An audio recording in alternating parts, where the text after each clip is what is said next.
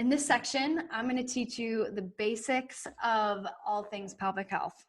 Understand that my area of expertise is musculoskeletal, neuromuscular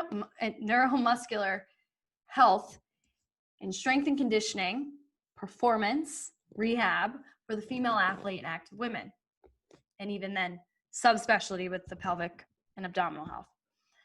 I touch on topics like diet, sleep, mental health, mindset, recovery, but understand that these areas are not my main areas of expertise. I include them to acknowledge how they impact pelvic health healing. It'll help you better understand that pelvic health recovery is not linear or based on one category or you relying on one professional if you need to get professional help.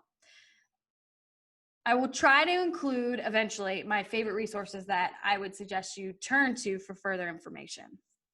So the point of all this is for you to understand that your physical recovery is multidimensional. Losing the baby weight, getting back to a certain volume of running or working out or training or retraining to a level of competitive participation, whether that's in sport or just in your fitness journey, like CrossFit is an example. You know, that all, you got to understand that all this stuff is connected.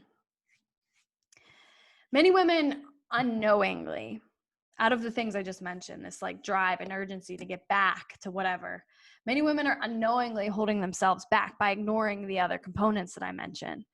You know, whether it's pain, recurrent injuries, what else do I see? Issues with weight, sexual dysfunction, GI dysfunction. I could go on and on. Lack of sleep, the lack of self-care, lack of honoring your body will show up at some point. Now, warning, this section was not included to freak you out. It is actually to highlight the importance of aspects of your health that must be nurtured along with fitness and exercise. Sometimes the pressure to lose the baby weight can drive women to adapt very unhealthy behaviors. I've seen this present as seemingly healthy postpartum women.